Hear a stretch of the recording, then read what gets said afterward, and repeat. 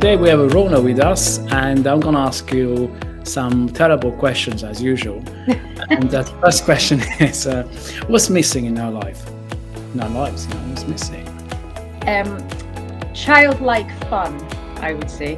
And I think as we get older, we have more responsibilities and we lose that childlike imagination, really, and the ability to have fun and laugh.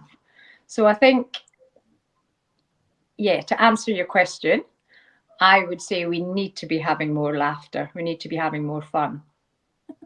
Okay, but how do we do that? I mean, obviously, society is just like, it's like a cage. So we are in there, we can't change anything, because if you do, they're going to say, oh, this person's a bit crazy, it's a bit different. How do we do that? Well, you know what? I think it is really all about becoming comfortable in our own skin. And I think once you do that, you then start to make connections that have the same interests as you, that bring out the best in you.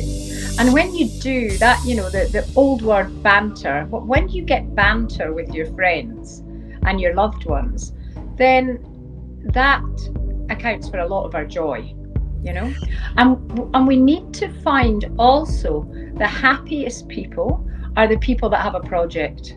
So they have meaning in their life. A project gives them meaning. So following your passion will bring you. You're saying a meaning. A project has a meaning. But what's the meaning? What's the meaning? Why we need a motivation all the time to do things? Why we're so lazy in our routines, in our daily life? Why we need to find a motivation? And what's that motivation? Well, I think a lot of the time we can become overwhelmed with responsibilities as we grow up, and I think people can become, is it laziness or is it just flatness, overwhelmed with the responsibilities that you have? I think, do people know that they're alive? Sometimes I think, I studied a lot psychology and the concept of a shock. It's like when you were born, it is a shock. We don't exist, we suddenly exist. And unless in life you have another shock, you don't actually wake up and realize you're alive. And obviously you realize you're going to die. And I think the moment we realize we have to die, that's the moment where we live our lives fully. Yes. Yeah. Do you agree with that? But, when we get to that point, many people wake up from this dream, they realize they're alive and there's a life to build. But what type of life we need to build to be happy?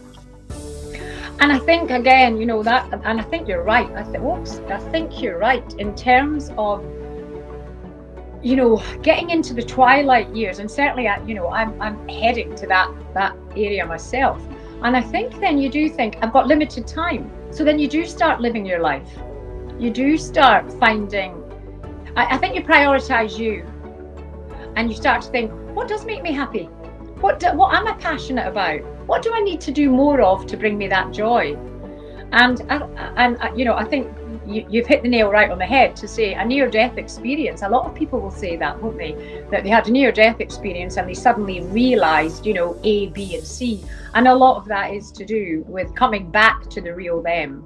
Well, can I describe my out-of-body experience? Sure. I was 20 and I had been working for about 3 days. I had a little sleep. And in my life, I read a lot of Italian literature. And there was one poet called Eugenio Montale who won he got Nobel Prize. And there was a poem that was saying, one morning I woke up and everything disappeared. Houses, trees, everything. Then everything will appear again for the usual trick, but it would be too late and I would be going among people, don't look back, with my secret. So that thing stuck in my mind, for many years. And as I was saying, that night I was very tired and I was writing a poem because I used to love writing poems. At a certain point, boom, everything became one dot, and I was there and this body was not functioning anymore. I couldn't move it. I couldn't perform normal tasks. And I felt, oh my God, I'm dying. So my first reaction was going to see my mother. My mother was asleep and I thought, oh my God, even if I wake her up, she won't be able to stop this process of me going away from this body. It lasted for 1 year, the entire thing. I had to re-educate myself that I had a body. Sometimes my body was a problem because I wanted to see, I wanted to be down there with my eyes, and my body was holding me back. And it took a long time. To be honest with you, Ron, I don't think I've ever recovered.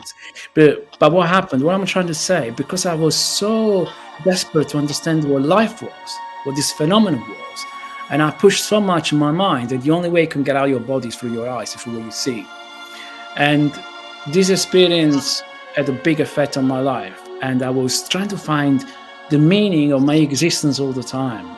Because why me? Why I had to suddenly do this? Why suddenly life wanted me to see a bit more? Why happened to me?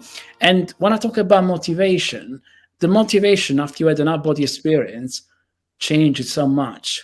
Because then for the rest of your life, you'll be looking for an energy that you've seen in that particular transformation of dimension, and you can't find it in normal people anymore. But at the same time, it pushes you into a dimension where you really need to find light and truth for the rest of your life. When something becomes very uncomfortable, people will generally take that step into the unknown, and that's when life becomes magical. Okay, that's great, Rona. Thank you so much for first little chat we had on this new system. It's our first podcast, and really happy about it. I'm really happy we made it. Me too. That is great. That's great. Brilliant. And life is great. Life is magical.